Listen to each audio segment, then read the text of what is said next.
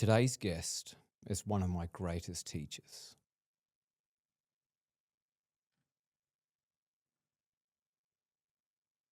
One of the most courageous, resilient, and incredible humans I've ever met.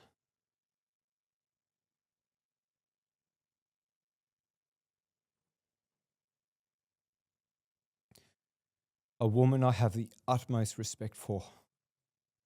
My former wife, Tegan Saunders.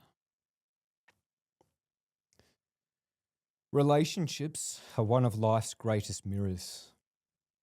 They reveal not only our capacity to love, but also our wounds, fears, patterns, and the parts of ourselves still asking to be seen. We are wired for connection. We need each other. Because whilst growth can begin alone, it is often through relationships with others that we truly discover who we are and our path of becoming. A trigger warning. In today's conversation, Tegan and I will raise topics of childhood trauma and belief systems, suicidal ideations, attachment, struggles, and love. This episode is one particularly dear to me. It's about navigating life's inevitable challenges, conscious uncoupling, supporting friends and families through separation, and conscious co-parenting, the relationship after the relationship. My hope is that this raw, candid conversation offers insights into the ways our relationships shape us, challenge us, and ultimately invite us into deeper understanding and love of ourselves and each other. A little bit of context before we get started, where our understanding of love and attachment begin our childhood. One of the most profound ideas from Gabor Mate's work is that every child has two fundamental needs: attachment and authenticity. Attachment is our need for love, connection, belonging, and safety. As children, our survival depends on it. We need our parents and caregivers to be connected to us, to see us, and to keep us safe. Authenticity is our ability to be fully ourselves, to feel and express what we feel, know what we know, and be who we truly are. In an ideal world, a child gets both, but often a conflict emerges. Perhaps a child's anger is punished, their sadness ignored, their sensitivity mocked, their needs seen as too much, their parents simply overwhelmed, exhausted, distracted, or lacking the strategies and capacity to show up in the way their child needs, whilst balancing all the rest of life. Unconsciously, the child learns that certain parts of themselves threatens connection. And when authenticity and attachment collide, attachment wins. The child doesn't think my parents are struggling with their own stuff. Instead, they conclude there must be something wrong with me. And so beliefs begin to form. I am not enough. I am too much. My needs don't matter. I have to achieve in order to be loved. I have to please others to be of value. These beliefs become the lens through which we see ourselves, our relationships, and the world. Over time, they shape our attachment style, our patterns, our fears, our behaviours, and what we come to call our personality. But Mate reminds us that many of these traits are not who we truly are. They are adaptations, survival strategies developed by a child trying to preserve love and connection. You can think of them as our ego, the armour with which we wear to protect ourselves. The work of healing then is not becoming someone new. It is remembering who we were before we learned we had to be someone else in order to be loved. As Carl Jung puts it, the privilege of a lifetime is to become who you truly are.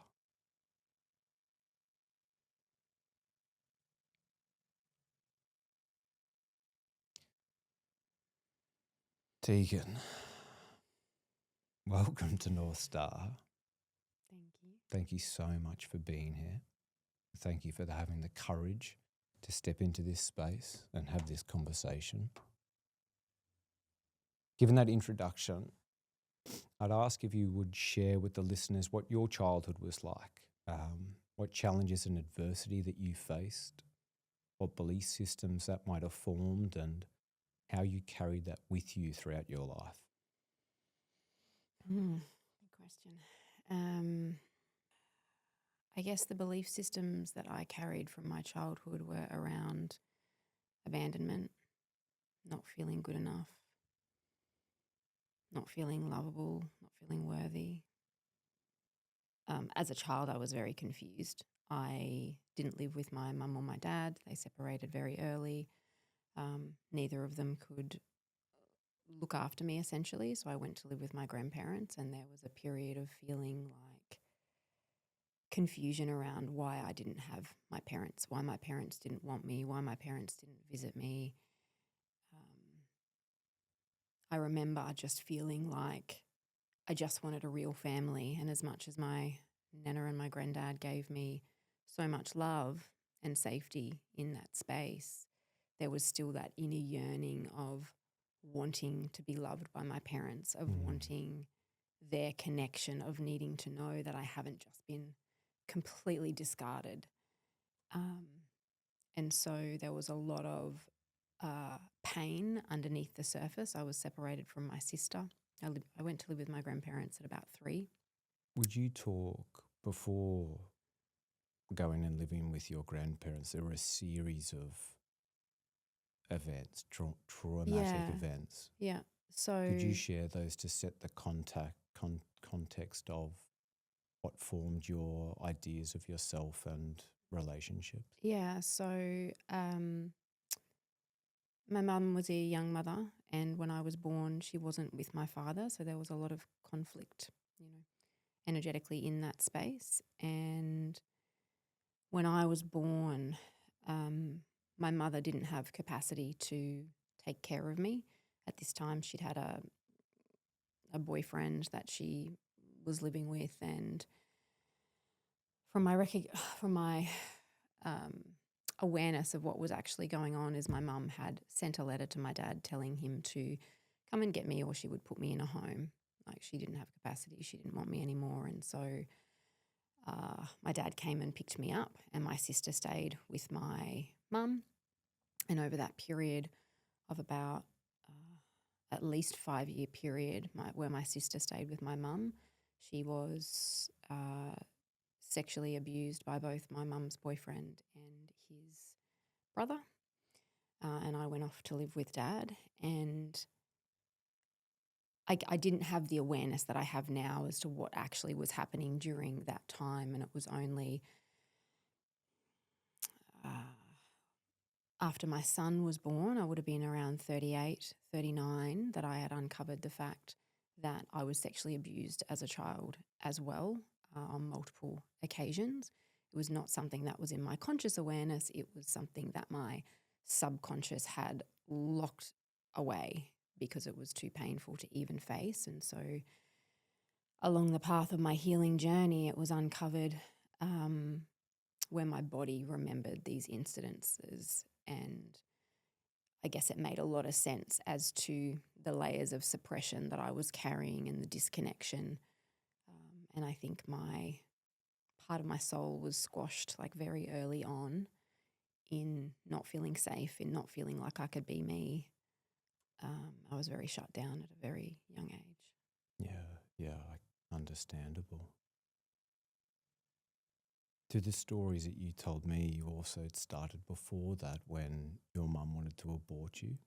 during Yeah. that pregnancy. Yeah. So I've done a lot of healing and a lot of inner work, and where I've gone back to experiencing what it was like to be in my mum's womb and actually feeling that pain and feeling that energy of all of her pain, all of her trauma, everything that was going on, and feeling the pain of not being wanted, and also connecting with, why am I even here? It felt really disconnecting being in her womb,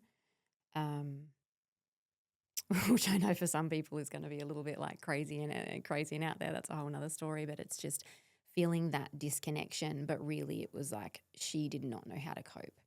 She was a young mother. She had her own pain and trauma, and there's so much more research now around generational trauma and how that's passed down, an energetic blueprint. And so it's like what we don't heal, we carry down for generations. And so one of the reasons why I know that I'm here is to clear and heal generational trauma. And it's through the work that I've done to fully feel it and process it and change it. I know that that is, changing the future of, our children and for generations to come as well. Sure, yes. Thank you. After that, you had your parents separated when your mum Before was I was pregnant? born, Okay. yeah. And then you lived with your mum, you had the abuse, your sister had the abuse. You went to live with your father, Mm-hmm. who was an alcoholic. Yeah. And couldn't look after you, and couldn't cook properly for you, and you would get sick. And then you were going to be put up for foster care? No, my dad just didn't have capacity to look after me, and he couldn't work and look after me. And, with all of his pain and trauma and things that he was experiencing. And so my grandparents decided that they would go and pick me up. So they went out to pick me up, and I went to live with them from about 3. And then you lived with them 3 till about 9. About 3 till 9? 9. And then you moved down to Tasmania? No, then I went to live with my dad and his partner for a while. So that was a short period till I was about 12, I think. And there was a lot of, I guess, conflict in that relationship. And I remember coming home from school one day, and my stepmom and my sister had packed up the whole house, and it was like, we're leaving. And so it all happened very, very quickly. I wasn't able to pack any of my things. I was a bit confused. I didn't know what was going on.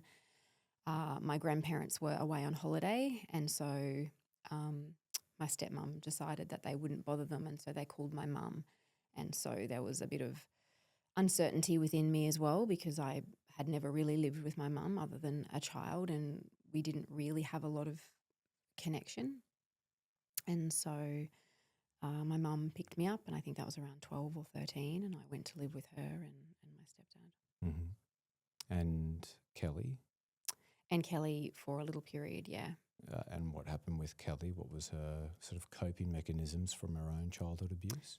So she went down a path of like drugs and alcohol, yeah. And how did that eventuate for her? So she ended up having a burst aneurysm, and so she had to learn how to walk and talk again, which was a really challenging period. After she had the aneurysm, she lost some vision. She had to learn how to walk and talk again. She couldn't drive. And so them revoking her license crushed her. And I think it just took away that piece of hope that she had left. And she had attempted suicide a couple of times before that. And she was just in a world of pain. And eventually she succeeded. And eventually she committed suicide. Yeah. Eventually succeeded with that.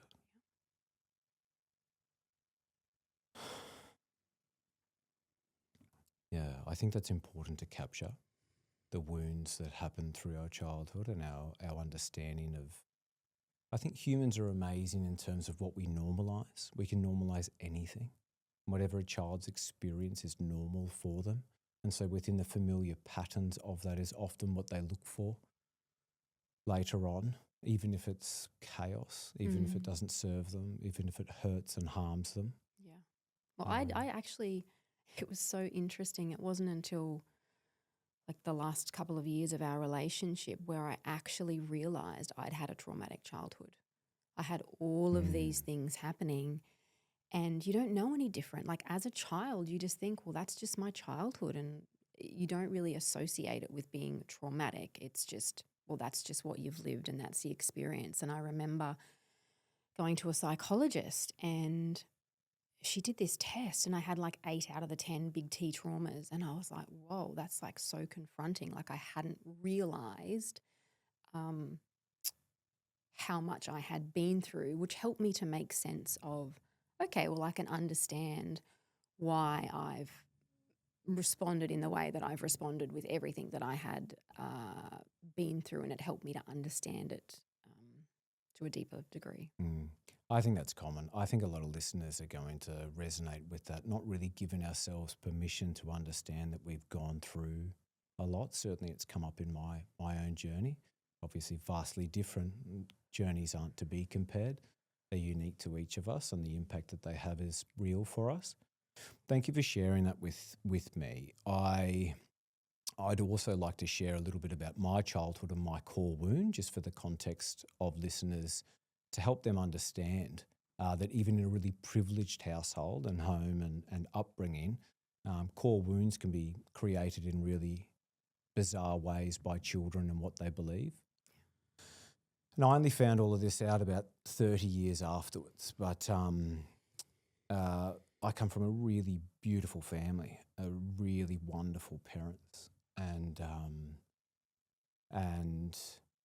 my father was an engineer, and when I was young, he was trying to provide for our family and establish his own practice, and so we'd work 4 days for a company, and then he'd work 2 days on his own business, and so those days were pretty long, put in a lot of hours, and we didn't see much of Dad. And so Mum was left to raise us kids and manage a house on her own. She had a brother. So when I was 3, my brother was 5. He had ADHD. And so he had a lot of behavioural challenges that my grandparents and aunties and uncles would talk about. And then when I was 3, along came my sister and she had a newborn to look after. And, you know, obviously we didn't know what that was like until we became parents ourselves, but just a newborn on your own, if your partner is working 6 days a week and long hours, is enormous. You add a 5-year-old child with ADHD to that, and it's almost beyond capacity of anyone, whilst managing a house, cooking, cleaning, running a household. And then she had a little 3-year-old boy who was very quiet, who didn't seem to need much. And so within that lack of attention, that little boy in me formed the idea of, or asked the question, who do I need to be in order to be loved? Because clearly I'm not enough as I am. And so my idea was, well, maybe if I was perfect, whatever that meant, whatever perfection meant, maybe if I was perfect at sport or in school or my grades or, you know, the perfect son, then maybe I would be enough. And I wasn't aware of those belief systems, like I said, for over 30 years until over 30 years after that. But when they dropped into my conscious mind, I saw them play out in every major decision, in every relationship, in every partnership, in every moment of my life. That was the foundation. That was my wound choosing, or my wound showing up or holding back. And I think that's so common with each of us. So the context of our wounds coming together. Tegs, would you talk about sort of the first 5 or 6 years of our relationship, how we met, and what were they like? So we met through work. And at that time, I'd had a boyfriend, you had a girlfriend, and it was a very mutual, fun relationship. We'd have lunch together, we'd have great chats, and, we'd just talk about lots of random things. And we sat near each other and you would make me laugh. I remember you were just so hilarious and I would laugh. not just was, still am, Tegs. It would make me laugh so much. And I was going through a period there of wanting to separate from my partner, and I think I was talking to you about that as well before I did it, and I made the decision to break up with him. And then a little while after, you actually came to me for advice because you'd sort of been sitting with your relationship and it wasn't really resonating, and got some advice, and you broke up with your partner at the time. And still we just stayed friends. You moved away. We were working on site down in Gladstone. You'd come back, we'd catch up, or we'd have phone calls or whatever it was. And I actually remember biding my time. No, you're right. We had a really platonic friendship. did, and it was yeah. light and lovely. Yeah. In the way that, platonic friendships with the opposite sex are just so delightful. Yeah. Yeah. And I even remember downloading Tinder on your phone because I was like, I'll help you get some dates while you're down in Gladstone. So that's how platonic. Did I need the help? I think you did. So then we started spending more time together and connecting when you came back from Gladstone. And then there was this period where we'd connected, and you came to me to have this conversation around, I was turning 30 at this point, and I remember being in a space where I really wanted a partner, and I had had a string of really bad relationships that were, not very nice, where there was emotional, physical abuse, just not being treated well, or I allowed myself to be treated in these ways. And when you had that conversation with me initially about hey, we're really good friends, we get along, we have fun, we have chats, and the story about what your dad was telling you about, the people that he know who have been divorced and then they start again, it's with someone that they're friends with. And the foundation of friendship. Yeah, the foundation of friendship. And I remember, because you are a little bit younger than me, not that the viewers would know that, but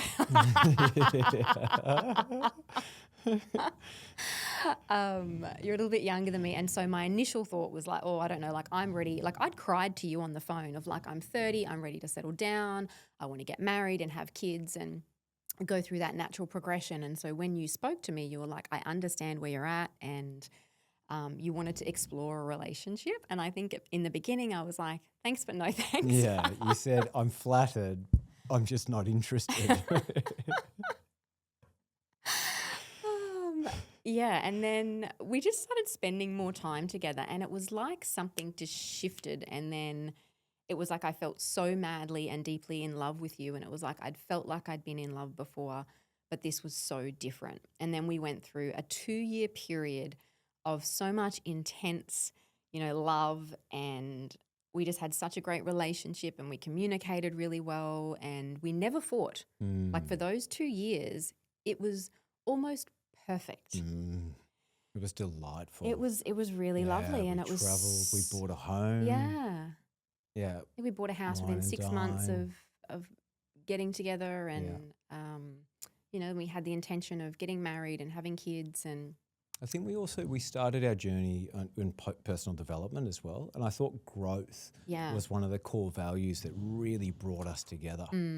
Yeah. And so it sort of set the platform of doing this together, creating this life together. And within that confines of Rex's workshop, you remember? And we learnt about masculinity and femininity and relationships and ourselves, our limiting beliefs. And it just opened up a whole new paradigm of possibilities. Yeah. And within the confines of the love and the energy and the experience and the freedom, and it was amazing. It was an incredible couple of years.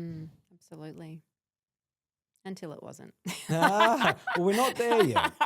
So we bought a home. Yeah. We bought another beautiful home, and we went traveling. We went all over the world. We got engaged in San Francisco.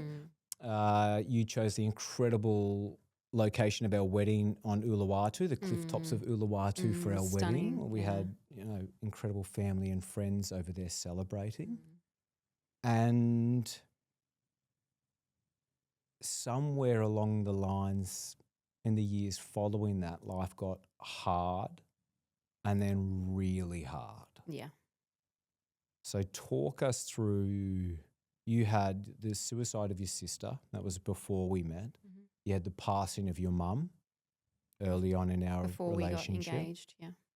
And then we had a series of events occur. Yeah. Do you sort of want to run through some of those? I guess for me, where I felt the crack starting, and I feel like there's a lot of people that could resonate with this, is when I was pregnant with our daughter. But what about the 3 miscarriages that you So, had leading yes. up to that, Yeah. which I So, don't think either of us really gave ourselves the time to feel and acknowledge within ourselves or each other. I know for me, I had a lot of fear coming up after the third one of what if we're never going to be able to become parents? And for me, my main goal in life, what I wanted above all else, you can take everything else away from me, but I wanted to be a dad. I wanted to have a family. yeah. So the miscarriages were really intense, particularly that first one where I knew that I'd gotten pregnant on our honeymoon. I just intuitively, I felt it and I knew. And, within a week of it, which is crazy, but I knew. And I think going through that process where I was about 6 weeks and the baby's heart stopped beating, and there was a part of me that didn't want to have surgery. And so the doctors had just told me that, eventually your body will just miscarriage and it'll just be like a heavy period and, you'll go about your life. And that was definitely not the case. So everything sort of continues, even though the baby has passed, everything sort of continues until this point where your body realizes that there's nothing there and then it lets it go. And I was about 11 weeks at this point, and I remember I was with work, I was up in Cairns on a trip, and I started feeling these intense contractions, like having been in labor since. It was like labor. My body was going into labor. So there was a lot of fear. I had no idea what was going on. It was excruciating. And it was such a horrific and confronting experience. And I think being there on my own, like without you as well, going through this where there was just so much that my body was releasing and I was not expecting it. I was not equipped for that. And it was quite painful and intense. And so there was definitely a lot of fear around that experience. And I think so for the next 2 miscarriages after that, that's where I was like, okay, I'm going to have the surgeries because I'm not, Going to go I, through I that can't again. possibly go through that traumatic experience again. So I definitely think, when you've never been through that before, you don't really know how to navigate it. And I think there was a lot of things that I just was so used to suppressing emotions that sometimes we think that we've processed something when we actually haven't. It's just we push it to the side and we get on with life. And yeah. And I think also there was a big stigma around it. I know miscarriages are becoming more and more common, and still, a lot of women I think suffer in silence with them, and couples suffer in silence with them. So we had the 3 miscarriage, and then we had Ciara. Yeah. Yeah. And so I think the pregnancy of Ciara was where a lot of those cracks were starting to form. I was very unwell. I was, sick for essentially 9 months. And that's like 24/7 morning sickness. And so that was very hard. And I think, you know, being in that experience where there was a point in that period of being pregnant where I wanted to be sedated. I just thought if someone can sedate me and wake me up when the baby's ready, like that that's fine with me. I just couldn't cope the fact of knowing that I would just wake up day after day after day and feeling so sick. And I think, the pressure that you felt around that, or it's like, okay, this isn't my wife, this isn't the person that I married, this isn't the person that we've had all this fun and joy and experience with, is now like miserable. I feel like there was things that then seeped in from that space. I think what followed that, Teagues, was postnatal depression. Yeah, I mean, when you've never been a parent before, you don't really know what to expect. You don't know how you're going to feel. So I found becoming a new mum extremely hard. I felt like there was pieces of me where I felt like my life was over. I didn't know how to cope. Our daughter was a very intense child who I couldn't put down, who I had to breastfeed every 1.5 to 2 hours.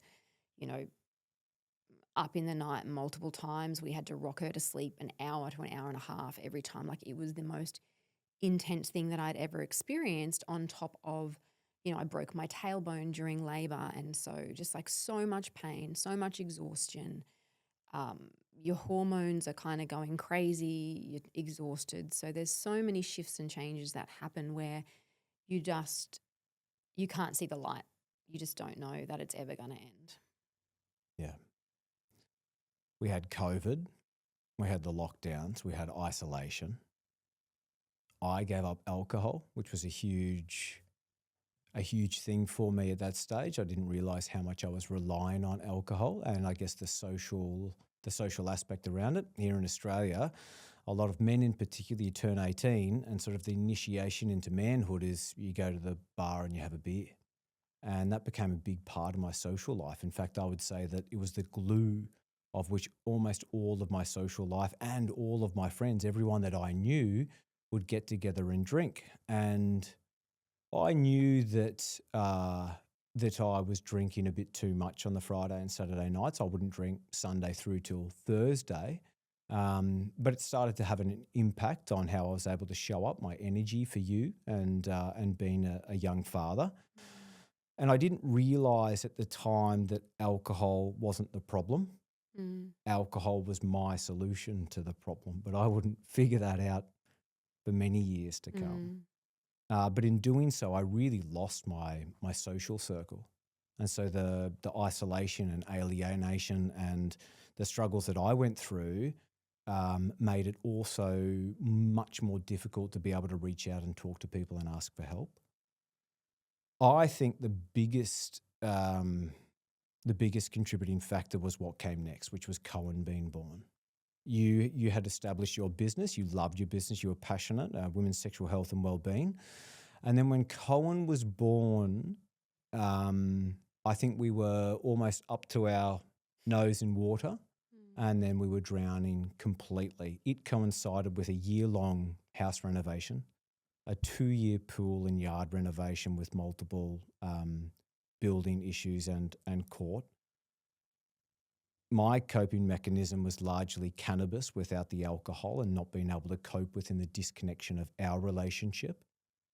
I think, would it be fair to say that your coping mechanism was work? 100%. Yeah. Yeah.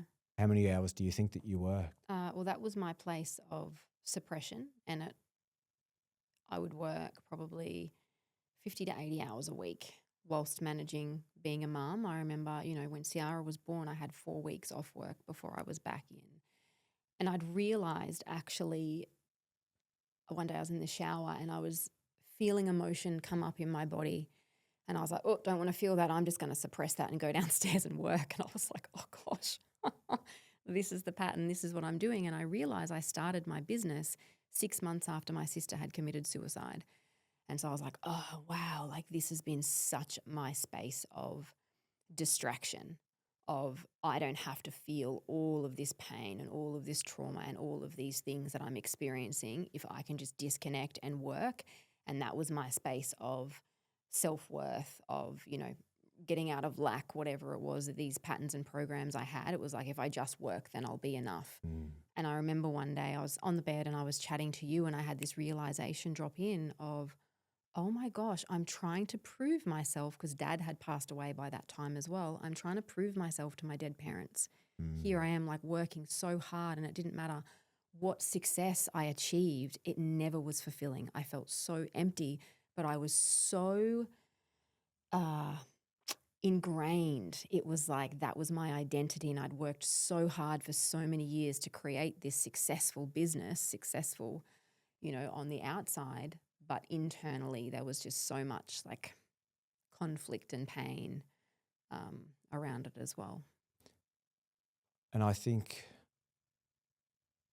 I remember thinking all I wanted was for you to be a mum. All I wanted was for us to be a family. And I recognized that that came through as resentment. And I didn't understand your postnatal depression. And so that must have felt like judgment. And blame, and heaped that, projected my fears and my exhaustion onto you. I remember feeling like a single dad for a while because you'd work pretty much every weekend. You'd work all day most days, and you'd work a couple of evenings per week as well. And I remember I was working full time, and then I established my own business as well during this period. And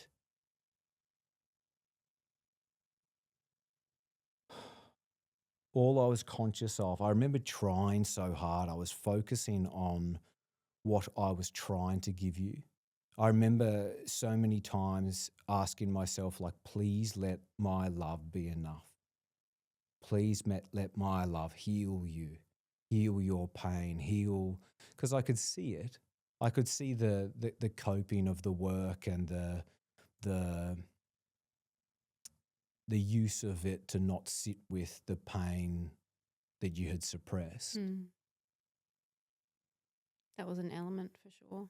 I, Like and I think all of your childhood trauma came up through this period after Cohen, for after sure. Cohen, Yeah. with the postnatal depression within there. Yeah, for sure. And like when I was pregnant with Cohen, I think that's when you finished working, and then you were like, I'll be the stay-at-home dad. And so I had the responsibility of being the provider and working more, and we had an agreement that I would work more.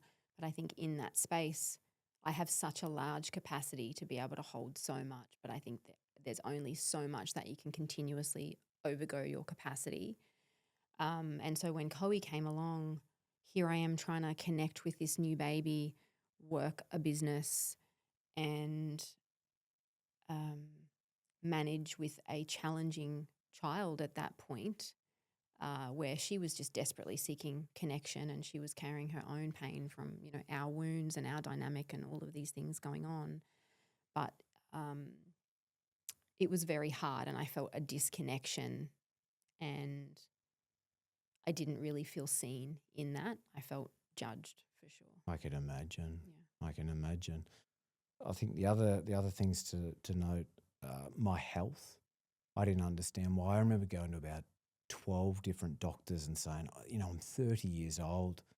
Like, I exercise, I train, I'm doing everything right. Like, why am I sick? What one day a week? I could barely get out of bed. I What a just didn't lot. have the energy. I was exhausted, and that heaped extra pressure on you as well. And then I think you had a mental breakdown, a nervous breakdown Yeah. down here, Yeah. So where your that, body just completely. yeah. So that was a really intense period, and that was in the thick of our most challenging part of our relationship. And we had a very, I felt a lot of pressure in our dynamic, where whenever we would have conversations, there was a lot of projection from you. And because I had more trauma on paper, I was the problem. And it was like, you need to heal, you need to fix yourself, you're the problem. And so whenever we'd have conversations where you wanted to chat, this fear would come up in my body, because I knew everything would be twisted around and projected on me. And there was only so much that I could carry. I was seeing, I was doing so much personal development. I was seeing psychologists, hypnotherapists, NLP practitioners, coaches, like all of these things to desperately try and heal.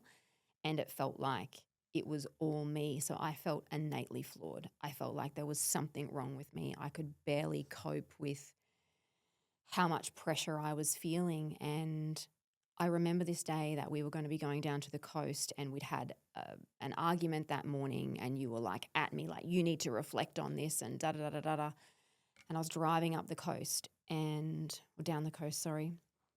And as I was driving, I was thinking about, when I get down there, you're going to start asking me about what I've reflected on and make me just like, I don't know, just we'd get back into that dynamic where I felt like everything was on me and I couldn't cope. And so my heart started pounding. I had so much anxiety. I'd already had anxiety every day at this point. And then when we were in the unit, I went into the kitchen to make the cup of tea, and I was just waiting for it. And you were like, what did you reflect on today? And I could feel this energy coming over in my body. And as I sat down, I just remember something happening with my brain. My brain went vacant, and I felt really scared. And I remember saying to you, does your brain just ever go vacant? And you were like, what are you talking about? And I remember getting like this heaviness down my right side, and my voice started slurring, and I was losing sensation. And for a moment, I thought I was having a stroke. Yeah, I And thought you were having a stroke I too. actually thought to myself, this is it. I'm dying. It's over. And so that was quite scary. Yeah, quite Very scary. scary.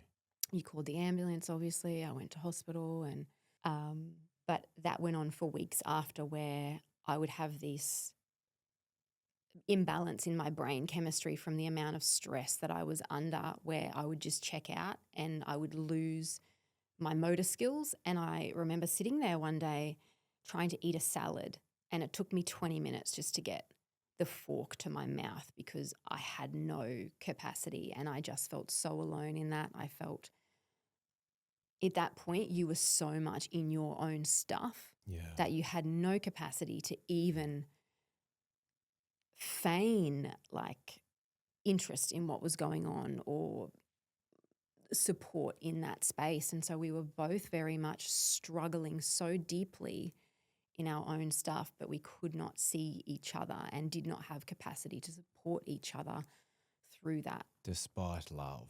Love was there. And I thought Matt summed this up perfectly. He says, it's the slow drowning of two people who loved each other but couldn't reach each other through the noise.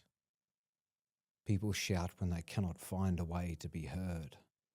But beneath every scream is often a whisper asking, please, can you see me?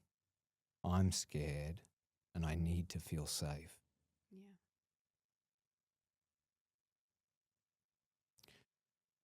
You're right. All of that is right. I was not coping. I was not doing anything about it.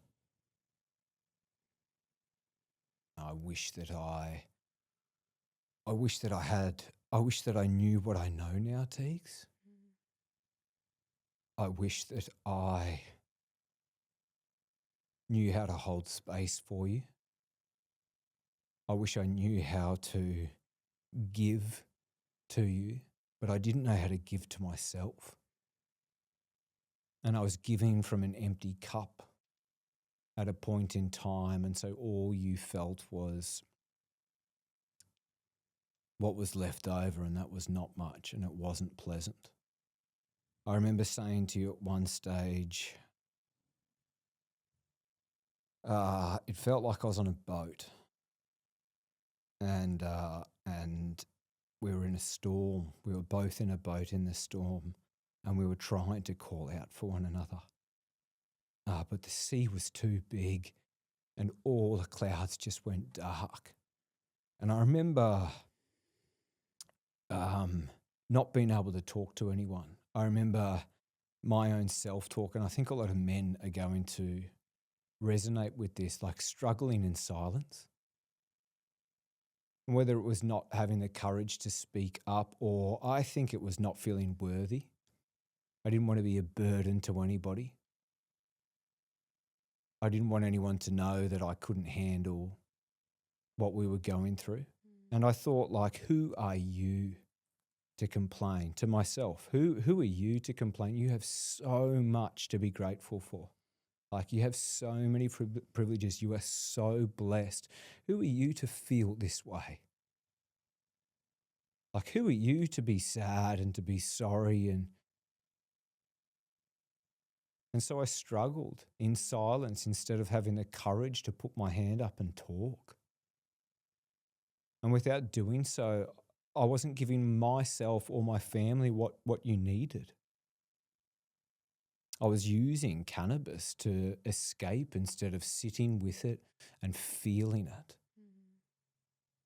and facing it and healing it. Because that little wound of that little boy that I was not enough was just being reconfirmed every day. And I felt like I was focusing on all the stuff I felt I was doing for you.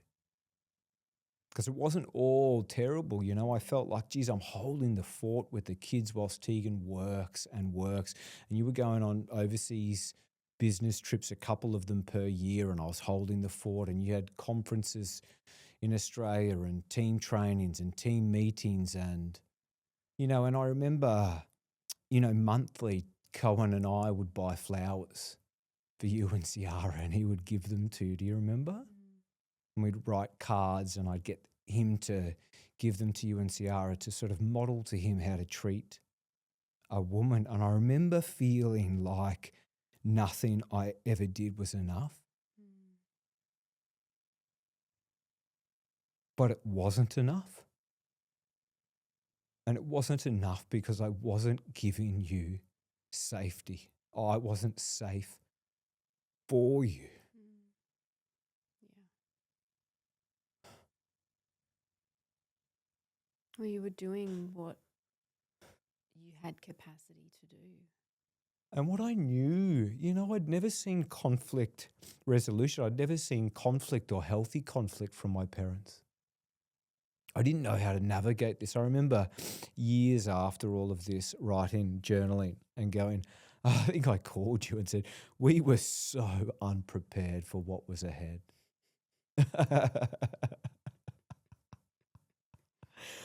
And as I sort of look at it, God, I have so much compassion for both of us. Yeah.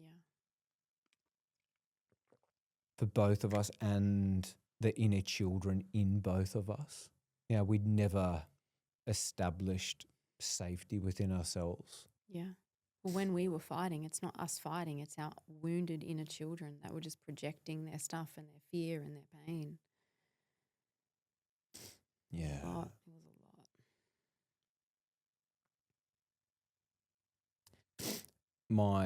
My behaviour during that time, the intensity of the emotion, me wanting to sit and talk to you, and what from a secure attachment to an anxious attachment within the confines of this isn't working, and your avoidant attachment of not wanting to talk about it just led to a perpetual cycle of chaos and disconnection. Yeah. For years. For years. Yeah.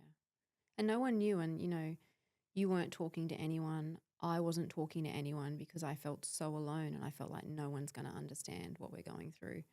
And so I just kept it in and kept it to myself, and it was a lot for both of us. Was a lot.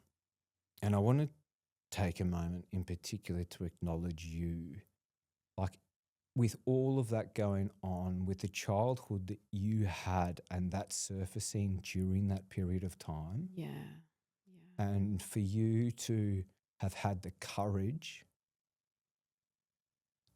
to keep showing up for yourself, to keep trying, coach after therapist, after psychologist, after marriage counselor,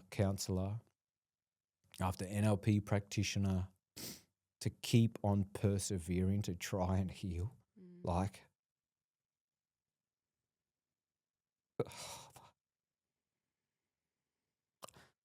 I just want to acknowledge you and your strength and conviction to do that. Knowing now where that's led and what that means for you and the impact that you have on this world and what it means for our children. I don't have words to express my admiration and gratitude to you, Tex, but I want to acknowledge that. Thank you. And I feel like it was all as it needed to be. Like, I think in our relationship, we both experienced such great highs and joy and love, but also the other end of it where there is so much pain that, for me, facing that space of the part of me that wanted to die, the part of me that could not cope anymore, but being in that position of not being able to leave my children. It's like I love them so much, I can't leave them, but I can't exist in this space anymore. And so there was this like desperate attempt to heal. And then I was medicated and, diagnosed with ADHD in a desperate attempt to get medicated to fix myself so that we had a chance. And it was just such an intense period. But, upon reflection and looking back, it's like everything that happened and how that unfolded and for me to get to that space where I couldn't exist like that anymore was the catalyst for so much growth, for so much change, for my spiritual awakening, for the healing that I've been able to do, for the healing that I've been able to do for our children. Like there's so much beauty in it. And I remember saying to you several times now where so many people think about their soulmate as this person that comes in fairy tale and sweeps them off their feet, and it's this amazing relationship and they never have conflict and it's like all sunshine and rainbows and lollipops, and it's like we're so disillusioned about what relationship actually is. And for me, I see you as being my soulmate in that, because you were the person that created that stirring pot of all of this stuff, like the mirror for me to see all of my pain, all of my wounds, all of the places where I felt like I wasn't enough, where I wasn't good enough, where I didn't have boundaries, where I allowed things that I should have never allowed, like all of these things where I didn't trust my intuition.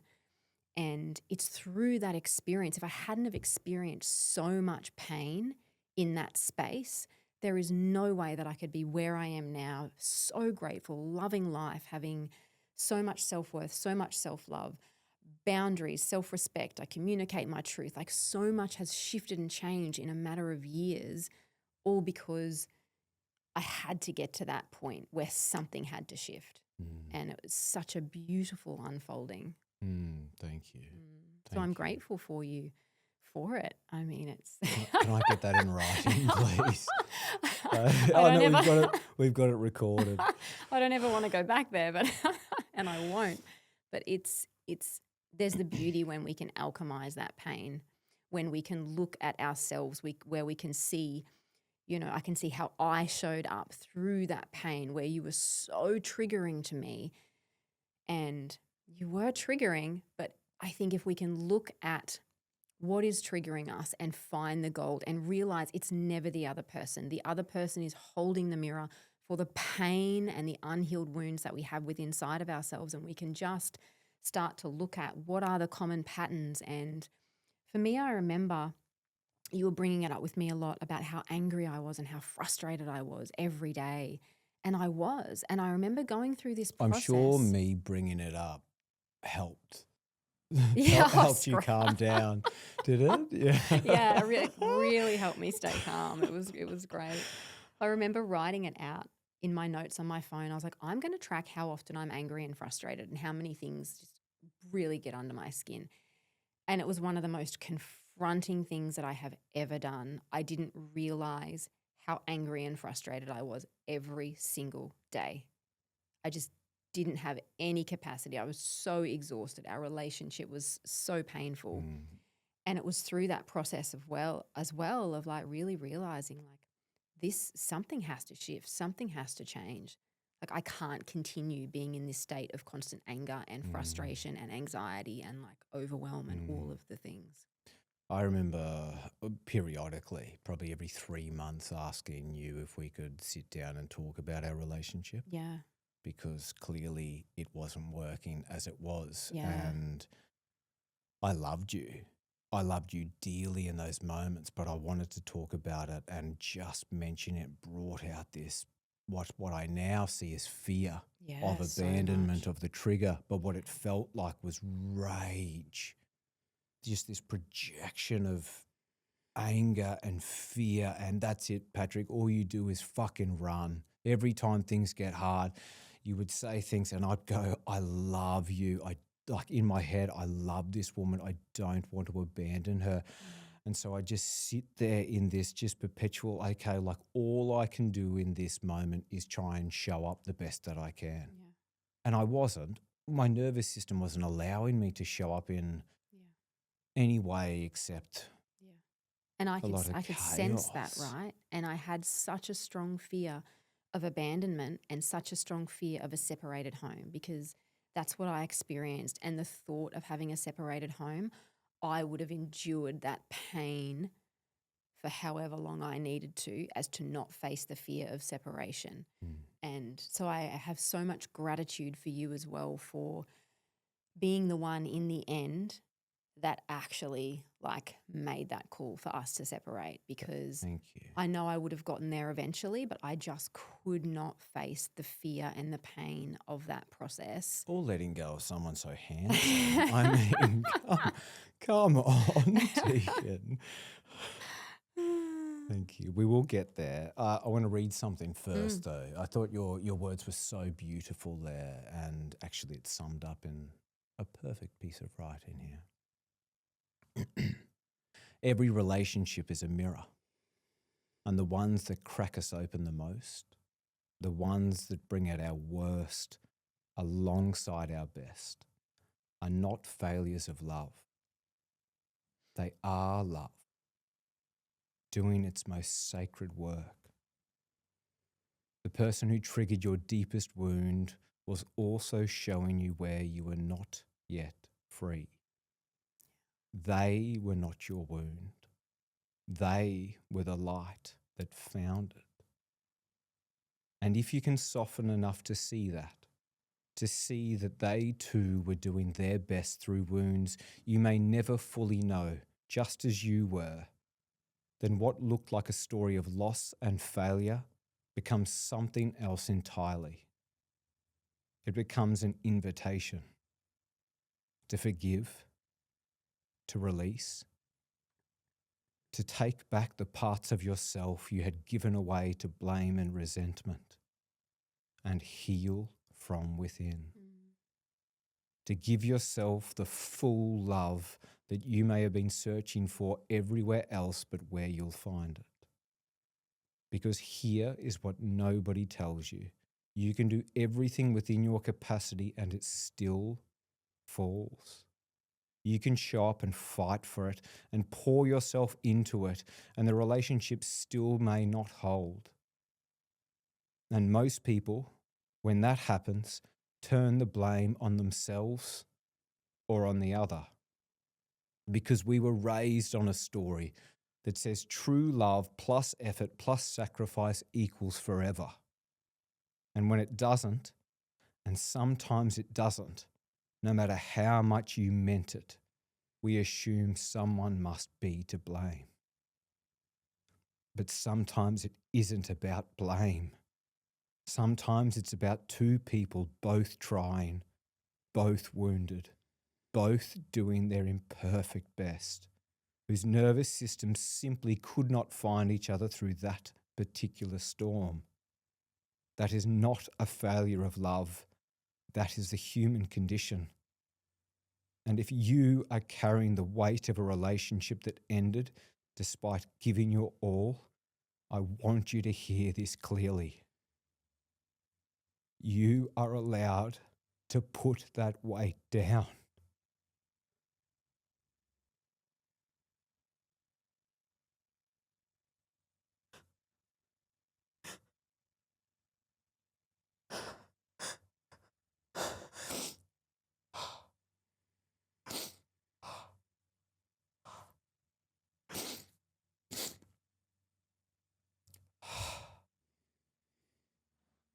The effort was real.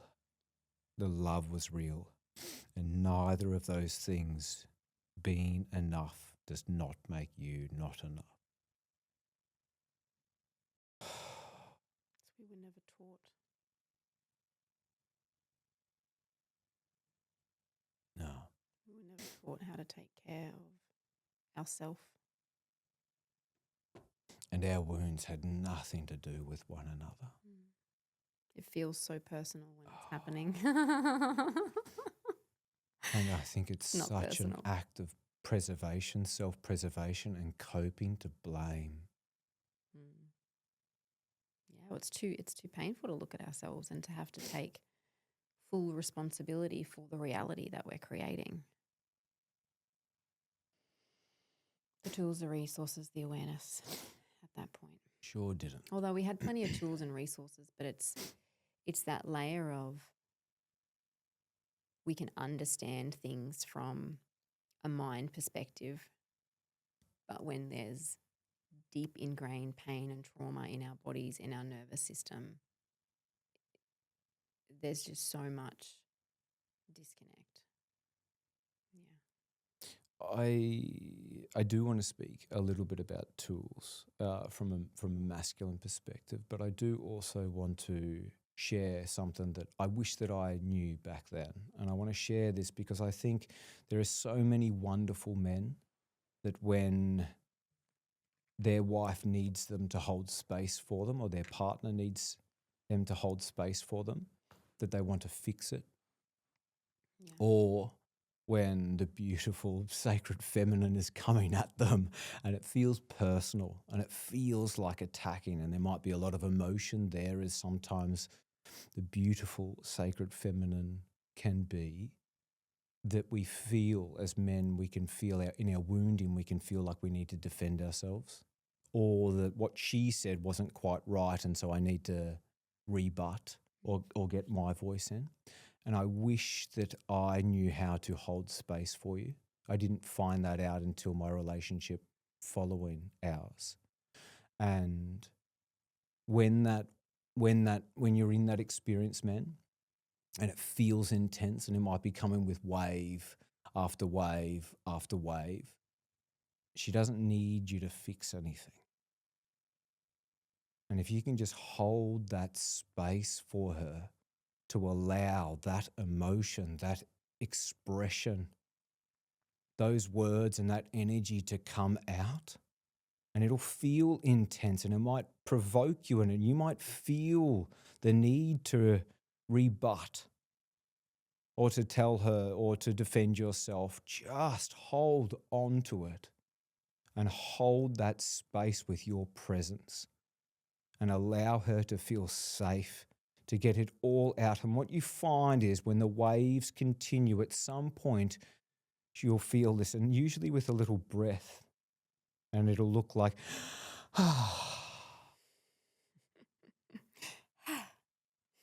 and you'll feel like what Tegan just did. You'll see her whole disposition shift and change and melt, and she'll be calm. And all of a sudden, what the experience is like, there's my wife again. There she is.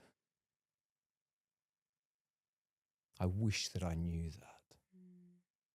But I feel so, this whole conversation's really uncomfortable for me to have. But I feel very, I feel responsible to have it. Because what was that like for you hearing that?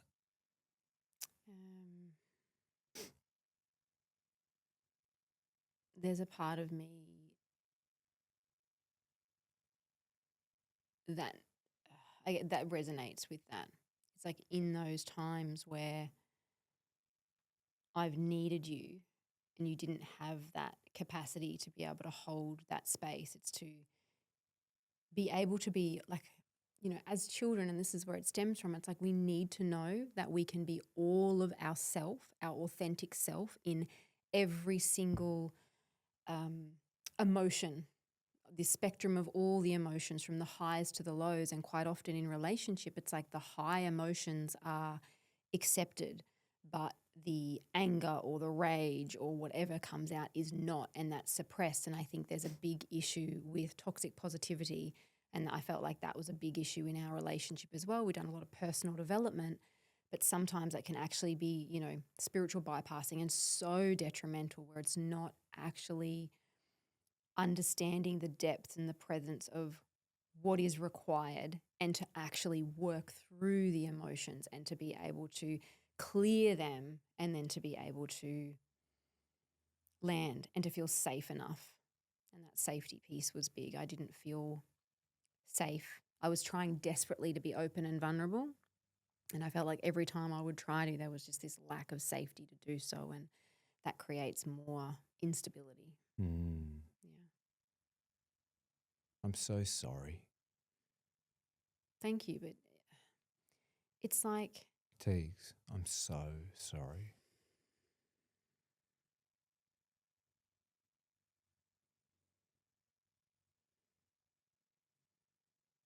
Thank you. I don't hold any animosity or anger or resentment towards it. We were both doing the best that we could possibly do with the circumstances. It's taken a lot of clearing and healing. And trust me, there have been times where I've had a lot of like FU energy and Oh, I felt it. Yeah, I picked up I on don't it know if you've actually. noticed it. Once or twice actually. Yeah, yeah. Because there was so much pressure that I was under. And I think after our relationship finished, where you were in this space of like, when we separate, I'm going to be happy, because there was still that projection of you're the problem. Of course. And so there was this period of when we separated, you started falling apart, and in a big way. Big time. And there was a part of me that was just like, F you. You put me under so much pressure to manage and hold all of this stuff. And as if like life without me would be so much better and so free and so happy and so easy. And then when you're in that space, you're managing at a lesser capacity at what I was doing that you were blaming me so much for. And so there was like this anger and resentment that I've had to clear. And I think it's so valuable that we look at that pain that is still stored and we shift it and we go through the motions of expressing that energy to get it out. And I think that's been one of the biggest things that, along with my own deep healing journey and the work that you've been doing, is our ability to be able to see what is ours and to process and clear those emotions, so that when we are in this co-parenting relationship, that it can be done from a space of clarity. And I now know that whenever you're going through a thing, it's like, oh, it's got nothing to do with me, and I think the more that we do the inner work, that we then understand that whenever someone's going through their thing, whenever I've had my little moments and you've had your moments, it's like, oh, it's actually got nothing to do with that other person. We don't take it personally. And then we can reflect and own up and go like, oh yeah, I was, having a bad day or whatever it was, and apologize. Yeah, repair. Yeah, repair. Yeah. What I recognize now, the pattern and the spiral that I was in, not being able to talk and using something to cope. One, I think, is a really prominent pattern or coping strategy in contemporary society, but I think particularly for men. And I think within my mental health during that period of time, Brene Brown says that silence is the environment with which shame thrives. And I think without being able to talk and without being able to ask for help, without being able to reach out to someone and say, hey, I'm really struggling, without even really being able to own it, my only capacity to cope was numb. I did find stoicism during that period of time, and I found that helped me so much, learning how I can think, and learning about, it's built on the principle of what they call the dichotomy of control, which is really simply put, everything in life can be put into a category of within my control or outside of my control. And when we look at it, most of life, our relationships, the past, every other person, the economy, the environment, everything is outside of our control except for the present moment, and within the present moment, me. And when I'm focusing on anything that I can't control, I'm putting myself in this position of disempowerment. And when I just focus on what I can control, all of a sudden, I'm empowered to choose. Viktor Frankl says between stimulus and response is a space. Within that space is your potential to choose. And within choice is the freedom.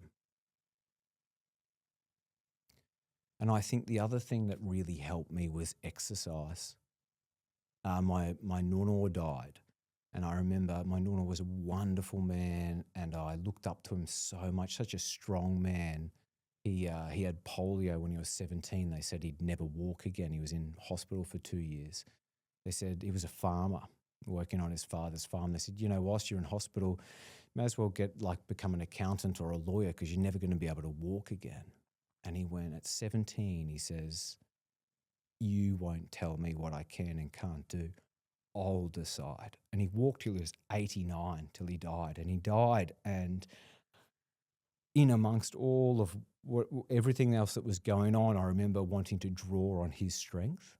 And I remember telling myself, if Nuno could have lived the life that he did and had that strength is also in me. And I started training the house down. Do you remember? Mm. I started training and pushing myself to parts of pure pain in just to my capacity, to my limits. And for me, it felt like the pain that I could choose.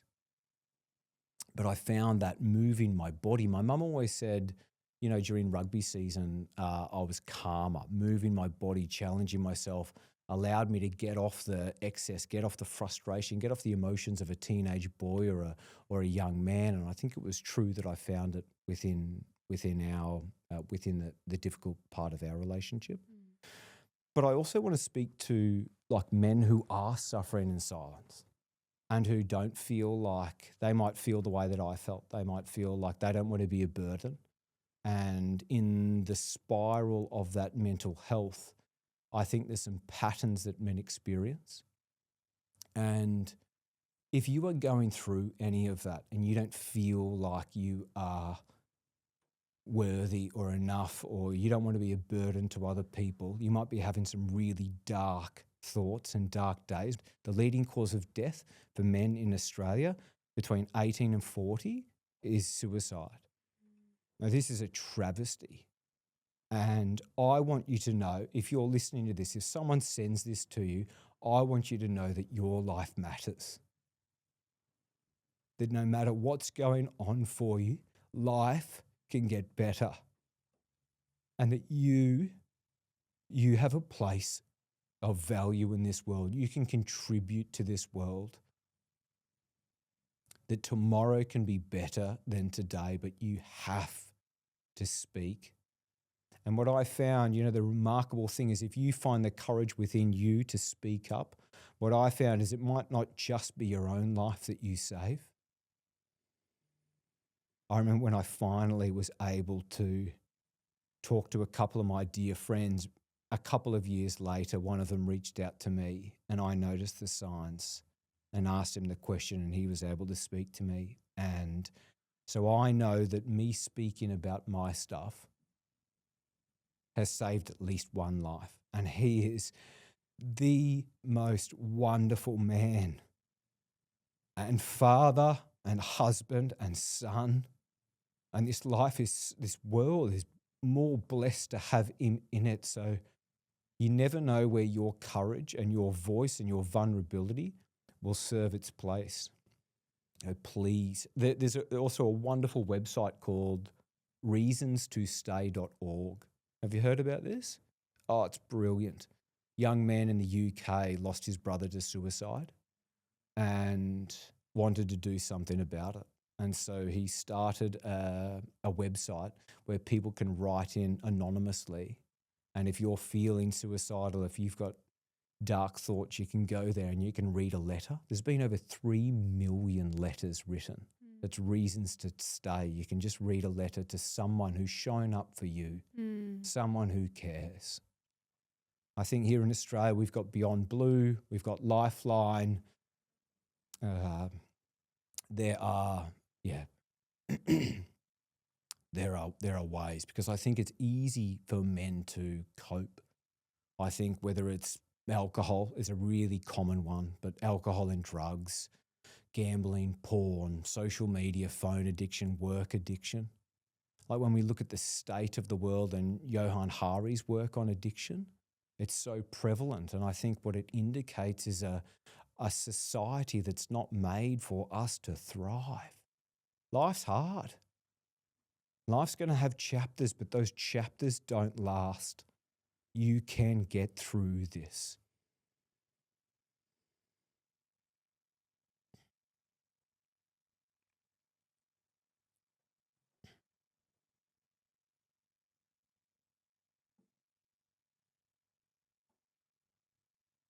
Actually, just on the back of that, a format that I found really helpful. I've got a couple of friends now where when things get pretty tough, we check in with each other. Usually it's just a text message and we've agreed to be honest with one another.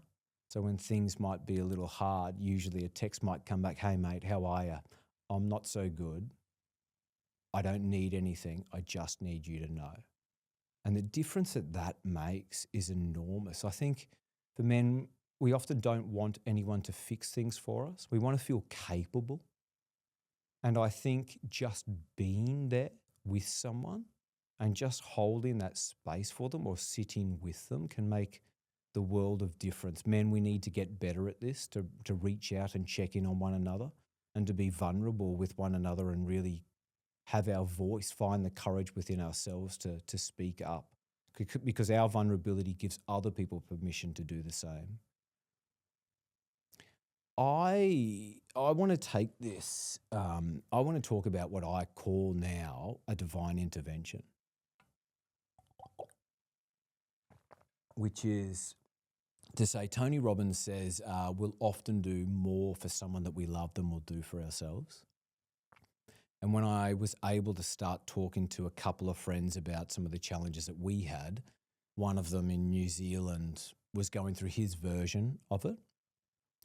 And they were pretty close to separating. And one came from Perth, across the other side of Australia. One came from New Zealand. We met here on the Gold Coast, at the apartment there. And instead of making it all about him, I was a coach at the time. And instead of making it all about him, which I knew he'd feel quite uncomfortable about, I thought, I've got things that I can work on, and so has my other friend. And why don't we make this about sort of just a bit of a loosely framed workshop of what we can do? And I remember picking up the New Zealander, the fella from New Zealand, at the airport, and he had a bottle of a litre of Jägermeister. I thought, oh boy. And the other guy wasn't getting into the next morning. So we went out for dinner that night and we ordered a pizza and we ordered a pint, and he said, right, let's get fucked up. And I said, mate, I'm not here to tell you how to suck eggs. Like, you're welcome to do whatever you want this weekend, but you're right on the verge of losing everything most dear to you. And if you think a weekend away partying and drinking is going to solve that, I won't be here for it.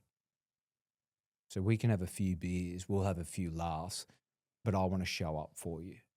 And to his full credit and his humility, he just held that space, looked at me, went, thank you. And we had this most beautiful weekend, like men talking, writing letters to our partners, our wives. And one of the things that I'd arranged for them, I hadn't told them, was skydiving down at Byron Bay. They'd never been before, and I'd been about 12 years before. I took my sister for her 18th birthday, and I hated it. I found it absolutely terrifying. And so when you find something so terrifying and you know the experience and you know how scary it is, to do it again, I had to book it and just compartmentalize it and not think about it at all. We get to the skydiving. The boys are sort of lit up with this nervous excitement. We do the jump. I white knuckle the whole thing. I get down. I'm shaking. I threw up. And the boys are smiling ear to ear. Two totally different experiences. But what it shook loose in me is that you can feel really afraid of something and do it anyway. And I'd heard of psychedelics. I'd read about psychedelics for about 10 years leading up to this, but no one in my world had explored it. Plant-based medicine, ceremony. Everyone in my world drank alcohol. Like, that was their drug and coping mechanism at times. And so the next weekend, I didn't tell you, I didn't tell anyone because I was so scared. I didn't want anyone talking me out of it. I went down the coast. And I set my intention. I created my setting. I had my journal and my writing implements. Woke up at sunrise and did psychedelic medicine for the first time. And what it unlocked in me, I'd been to I was on antidepressants about 3 months before that. I went to a GP who didn't know my name, who I sat in with for 10 minutes, and she gave me antidepressants. I knew that I had depression. I knew that I was struggling. I knew that I wanted it to end. And through my journey, it was like the veil was pulled back, and I was able to see reality through this brand new lens. And one of the things that I saw was what a gift my depression was, that it served a purpose, that it was showing me where to look. It was showing me where I was living out of alignment, where I wasn't showing up for myself. And the other thing that it showed me was how many of my major life decisions I had made based on my father. Copying him, my career in engineering, all of my financial, all of these major decisions based on Dad, who's a wonderful man and who I look up to so much and who I admire so much. But we're vastly different men. Do you remember what happened when I got back that weekend?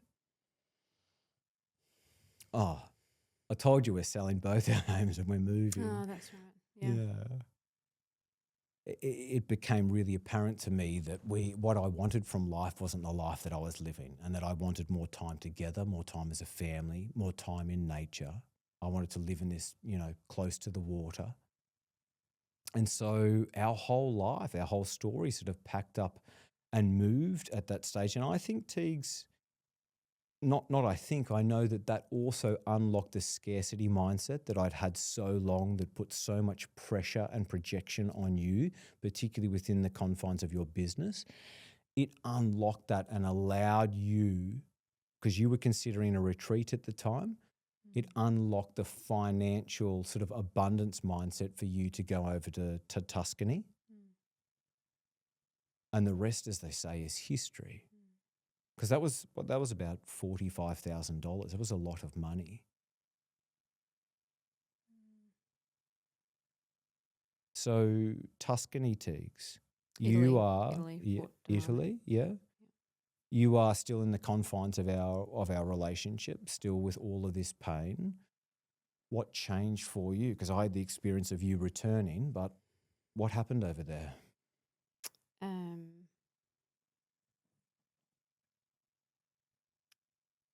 Well, I guess the powerful thing for me was how that unfolded. And so from the space that I was in, I felt like it was divine intervention in how I got from where I was to where I am now, where I'd only just started having these little micro moments of self-care where I would like take some space and breathe. And I remember it dropping in that I needed to go on a retreat, but I didn't know what that looked like. And I remember saying to you, like, I know that I need to go on a retreat. You were like, yep, I'm happy to support that, whatever needs to happen. And then about 2 days later, our friend called and was like, hey, I know someone doing this retreat in Italy and I think you'd really benefit. And so I didn't really know what to expect going in. I thought that I was just going there to work on what I'd been trying to work on for, the last decade in clearing and healing and all of the things. And it was the most incredible and transformative experiences of my life. And in the past, I'd tried to positive think my way through what I had experienced. I mean, everything happens for a reason, and, try and do my affirmations and try and feel good and, pretend that I had a better life than what was showing up, and none of that worked. And so in that experience of the depths of clearing out the pain and the trauma and the emotion and the energy and rewiring my subconscious, and in that space having a spiritual awakening of always knowing that we were these, energetic spiritual beings having a human experience. I just knew that, but I'd never had an experience of that until that retreat. And so it was such a powerful and transformative experience. And I knew life would never be the same again after that point. And that's where I also discovered, my healing gifts and abilities that I have. And that's been a wild and crazy journey. And I'm so grateful. That's such a pivotal point in my healing journey. Yeah. And I think there was a part of me that thought, okay, well, now I've gone and done this work and I've healed, that everything's going to be okay when I get home. And boy, was I wrong. It's like that space that we go through when one person is healing and doing the work and the other isn't, and you're still in the container. And I could see things more clearly, and I could see where I was being sucked into your storm, and more I was allowing myself to observe like the spectator. And when I could bring myself back as opposed to get sucked in, I could see things more clearly and see things for what they were, as opposed to when we're both sucked in our pain, in our trauma, we get wrapped up, we take it personally. But I could start to separate those two things and see things more clearly. And even though I feel like, even though there was so much that had changed within inside of me and so many things were different, there was this confusion because you were still rehearsing this story as if it was the same. And because it makes so much sense now, like there was still work that you had to do internally. So you were still projecting the same reality, even though so much had changed. We were not living the life that we were still living. And I think it really was only when we had that initial separation. I remember you'd been on a retreat, you came home that afternoon, and as soon as you walked in the door, I had this inner knowing, and it was just like, it whispered to me, it's over. And I was like, okay. And you were sitting on the couch and we sort of exchanged a couple of words. And then I think it was like either that night or it was the day before our daughter's birthday where then we had that conversation around separating. And I remember thinking that it was for you, because I could see for years like your internal struggle and that there was the disconnection inside of you. And at the time I thought, you know what, Tegan, you're so resilient, you're so strong, you can do this. You can give him the time and space that he needs in order to heal and do whatever he needs to do. And it was such a beautiful moment. And I heard this like, let go. And so I was fully able to just let go and just trust whatever was happening, even though I was in the most fear that was, you know, coming up, the loss of my family and the separation and, you know, all of these things that were playing out. It was in that process that I realized that it was happening for me and not to me. And it's been such a, and not just a, you know, from a quote that's written in a book, it's like a lived experience of feeling into that and trusting that everything is unfolding for a reason. And it's been the most beautiful and healing journey. And I could not possibly be where I am now if we had not have separated. Like it just, when you're trying so desperately to heal, but you're in this container of all the gunk, it's like, how can you possibly heal in that space? Like you need to clear that out and come back into yourself and see what is real and what is not. Yeah, I don't believe it's possible to love anyone deeper than you love yourself. Yeah, absolutely. It's not possible to meet anyone deeper than the level that you've met yourself. Yeah, 100%. I remember that day very vividly. I remember getting very little sleep the night before. I remember waking up and having what felt like a message, like a screaming of my own voice in my head on repeat. It was, I don't want to be alive anymore. I don't want to be alive anymore. I do not want to be alive anymore. It all just felt too much for me, too long, too painful. I'd held on, I'd done my best, I tried and tried and tried, and I was totally exhausted. And if this was the pain that I was going to carry, I couldn't. I remember dropping Cohen off at kindy and kissing him for what I thought was the last time. And Ciara was in prep. You talk about spiritual guidance or divine intervention, all of which I didn't believe at the time, remember? I didn't believe any of it. None of it was possible for me. It was all there. I just wasn't able to see it. My beliefs didn't allow me to see any of it. And I remember dropping Ciara off at school. I don't want to be alive anymore. I don't want to be alive anymore. I remember thinking of where I would go to the bridge after dropping her off and climbing over that thing and just ending all the pain. And Ciara's 6 years old, this tiny little energetic, beautiful blonde girl.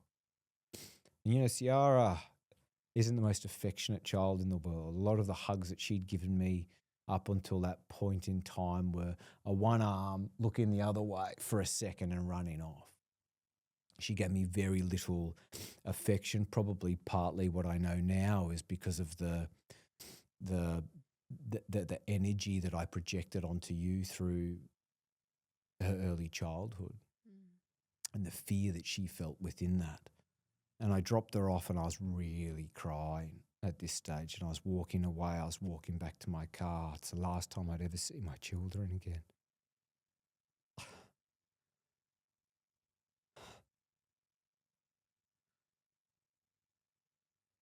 Have I told you this? Did she race over? And She ran, like, just how would she possibly have known?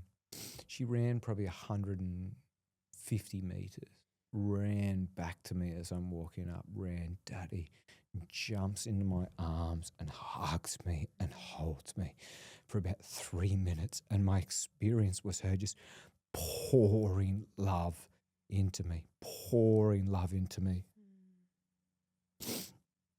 And somewhere in that was like the clarity just for a moment to go, it's not that I don't want to be alive anymore. It's I don't want to feel the way I do. And that distinction is so important, and that love allowed me just the amount of space. Went straight up to the car. I think I told you, I messaged two of my best mates. I messaged my sister about what was going on and everything, and they were so incredibly supportive of me. And I came home and we separated. We sat down and had that chat. I remember at the time, Teags, your calmness, which surprised me, because I think I would have tried to have had a conversation about assessing our relationship and potentially ending it maybe there's a lot. 15 or 20 times up until there. Yeah. Every one of them met with intense Too much fear. Yeah. And the trigger of abandonment, and I was met with absolute calmness from you. And I remember thinking that I didn't personally know of any relationships ending. I loved you. I had a lot of love for you. I loved our family. I wanted the best for you. I didn't have an example of what a quote unquote healthy breakup or relationship past the relationship would look like. I remember being so determined to create one. Do you remember what I said to you? I said two things to you. That you loved me, and that I would always be your family, and that you would always support me no matter what. And then the other one I said, we have a choice. We can hold on to blame, hurt, pain, resentment. And you, me, and our children, everyone that we love the most loses. Or we can choose forgiveness and compassion and respect and love. And the four people that we love the most in the world win. And we're a bit over 2 years after that. And as I stop and reflect, I am so proud of both of us, of what we've been able to create. And I'm so grateful for you. Because the reality is, you can have the best intention in the world. You can one person can show up the most, but it takes two. And there was a lot of forgiveness. There was a lot for you to forgive of me. I really want to take a moment here to acknowledge you and thank you for that. It wasn't your choice, it was mine. And for you to show up the way that you have for yourself, for our children, and for me speaks volumes of you, Tegan. Thank you. Yeah, I'm extremely grateful that we've been able to navigate the way that we have, and even through the challenges of being co-parents, it's like we always come back to that love, that forgiveness, that what is best for everyone. We always show up with, um, love and compassion. But one of the things that I really value for you is on this journey, whenever there's been something that lands for you where you're like, actually, I've shown up in this particular way, you've always come back and you've apologized for whatever it has been. And you're always pushing forward for us to create the best possible relationship that we can for us, for the children, and we still have family outings every now and then.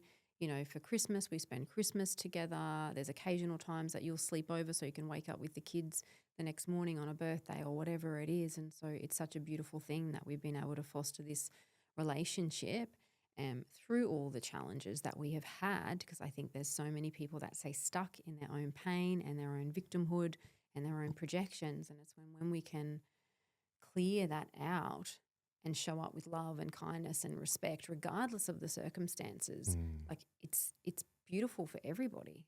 And it's not always easy, and it's not perfect. We don't have a perfect relationship. There's a lot of, particularly for the first probably year, there was a lot of resetting, and there was a lot of forgiveness. There were some difficult moments, but only a few. I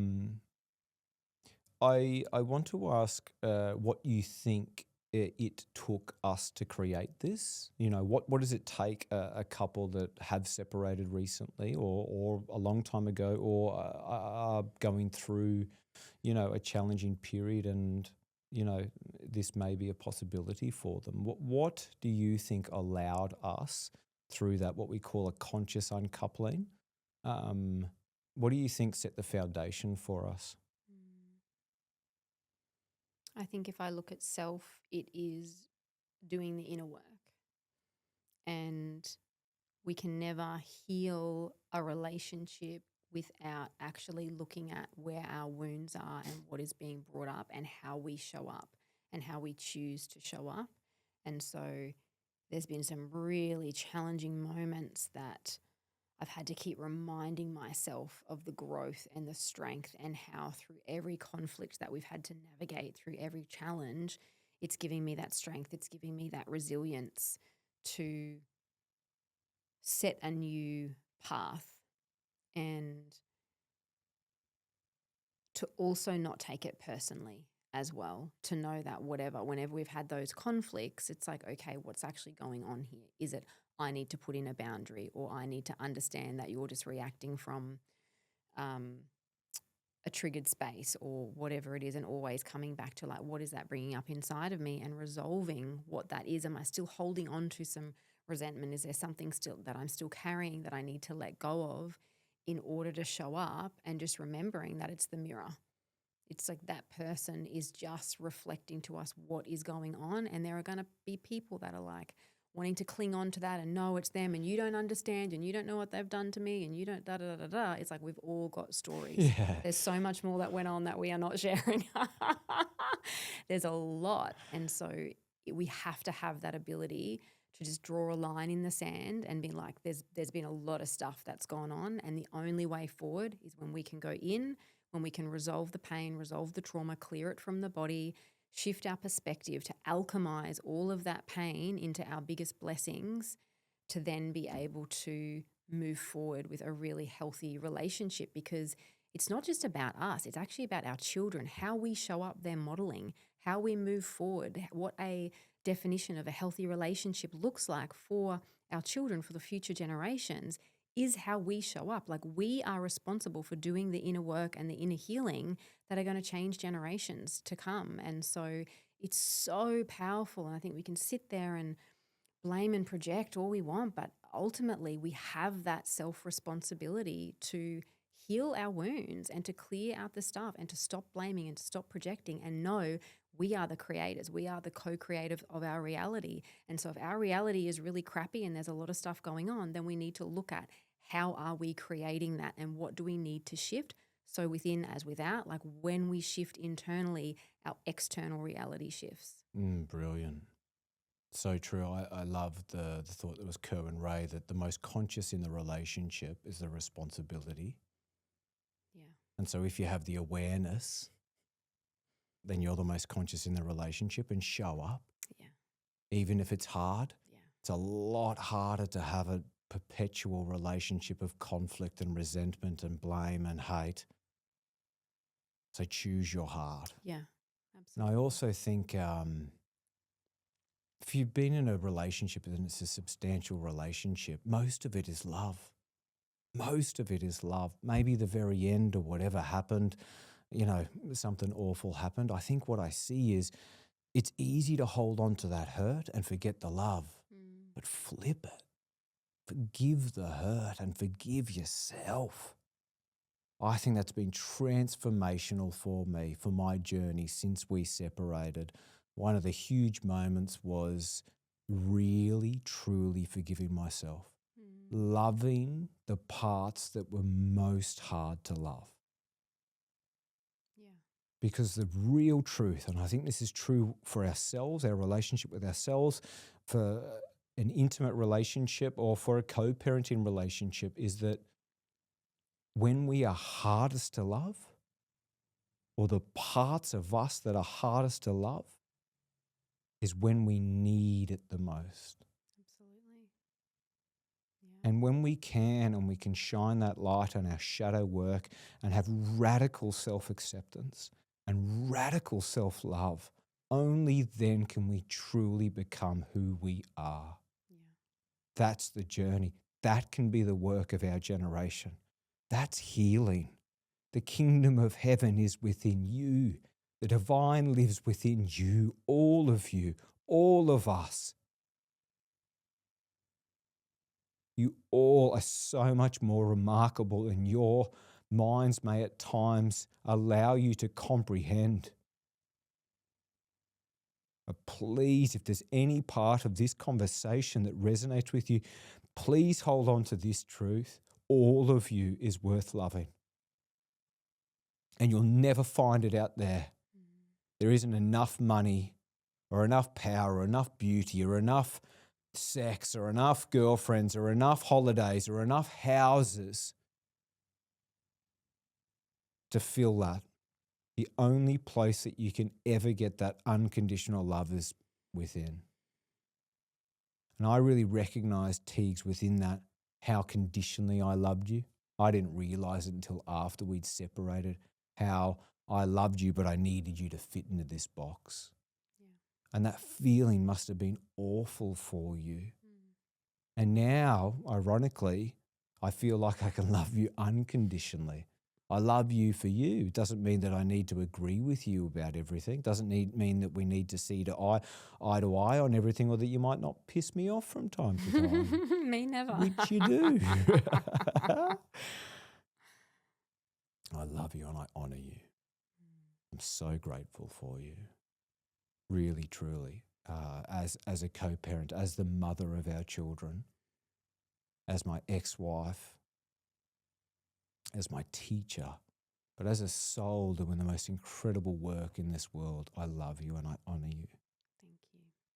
I love you too, and I'm extremely grateful that we are able to navigate everything that we've navigated to be where we are now. There's a couple of things that I wanted to sort of get through before we finish, which is I also think one of within the what's the foundation to allow this to happen. I think it's really important to look at when a separation involves solicitors and court. One, it puts an enormous financial burden on. So it's average cost in Australia is about $140,000. And what I saw happening, we got time. What I saw happening with a lot of people that we knew that had separated was the solicitors would sort of almost put you against one another, and that would fuel the resentment and the animosity, and that would also that it would just continue to drain the funds and the capital that could be given to your children or invested in yourselves. And so if you can find the calmness and the space to resolve that without doing that. I think that's a really great foundation. Mm. I also wanted to ask, how can family and friends support a couple going through separation? Because I think both of us experience almost like people having a really great intention, wanting to support me, but almost doing so buying into this idea of I didn't even like Tegan, or I didn't even like Patrick. Like, you're better off without him. He was doing that anyway, or she was Who doing said that they didn't anyway. even like me? Yeah, secret squirrel business, Tegan. That's locked up. Didn't like them anyway. So you want me to talk about this, like the separation and the finances? No. No. I might just answer it for time's sake. I think friends and family. If you know someone that's going through a separation and they have children, understand that what's best for that dynamic is for that couple to have the best possible co-parenting relationship. And so encourage that and nurture that. Don't try and erode it, even if there's the intention, because I think we can buy into a story around what that's going to be like, almost like when you separate, there's a division between you and it's me versus us. Well, just people me projecting versus their them. own stuff. It's always just projection. And so someone thinks that they're doing you a service by getting in and supporting you in your victimhood, but actually they're just making it worse, and they're supporting you in creating more of the negative energy that does not serve you. Yeah. We don't know what you're carrying as you hear this, but we know that something brought you here. And we hope that somewhere in this conversation, in the mess and the love and the honest telling of it, you found something that belongs to you. A piece of yourself you'd forgotten, a permission you've been waiting for. The road back to who you are is rarely straight and is never finished. But it begins the moment you decide that you are worth finding. And you are. You always were. Thank you so much for your time. And thank you, Tegan.